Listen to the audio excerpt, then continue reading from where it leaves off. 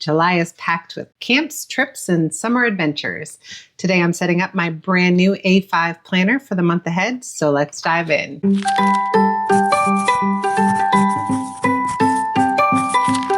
Hi friends, and welcome back to Lost Without a Plan. I'm Amanda Lynn, and I'm so glad you're here. Today we're setting up my July monthly spread and kicking off a brand new planner adventure. This month, I'm moving into a new daily priorities planner in A5, which means we're changing things up a little bit.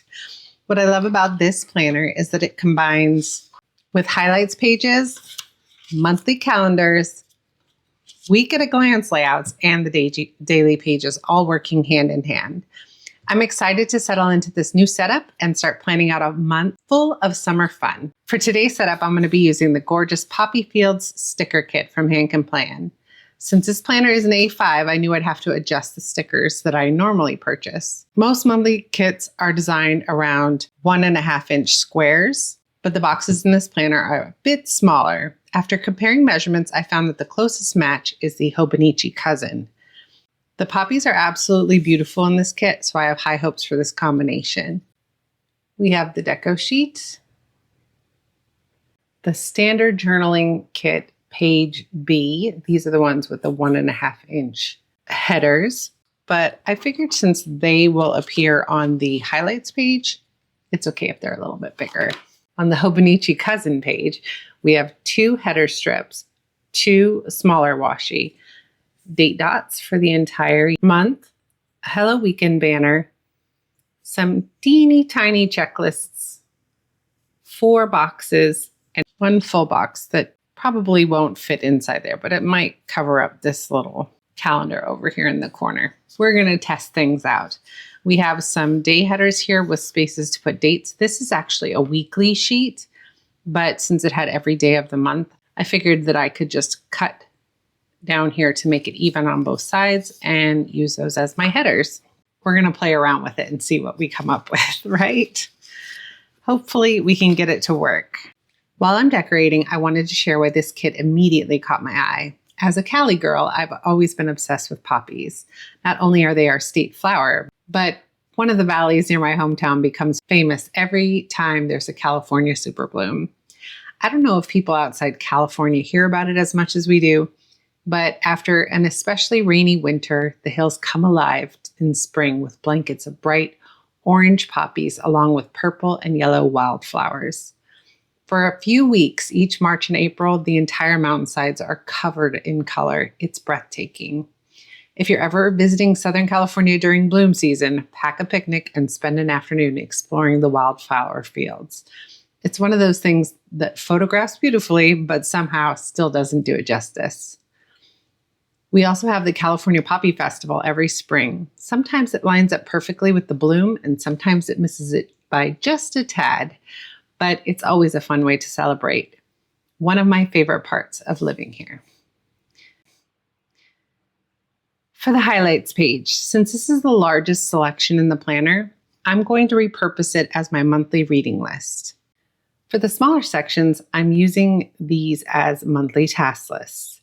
My focus items for July include update my digital wallpapers, prep and mail birthday cards for my July birthdays, start planning our 30th class reunion.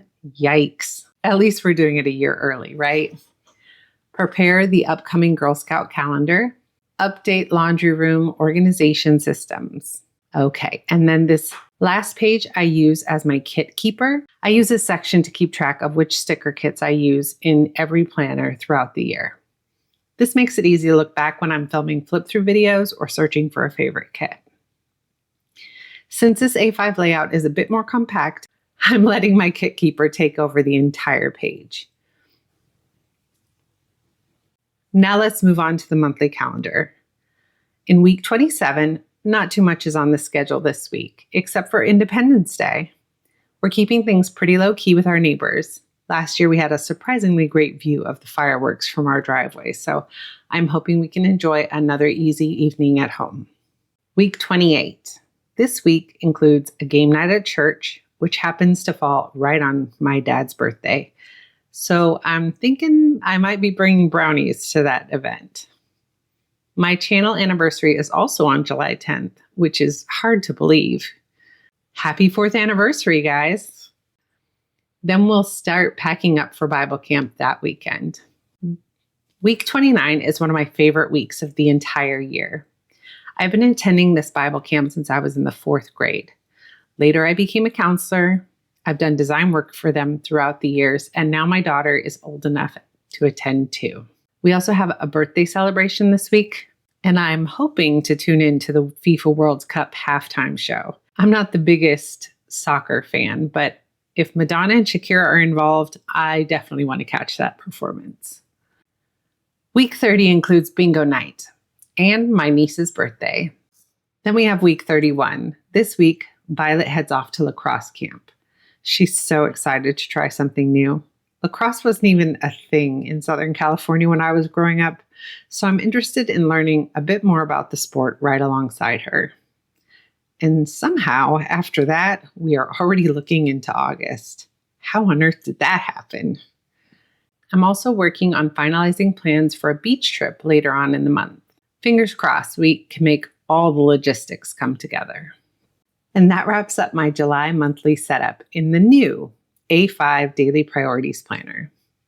I'm really excited to spend some time experiencing with the new layout and figuring out how it fits my planning routine.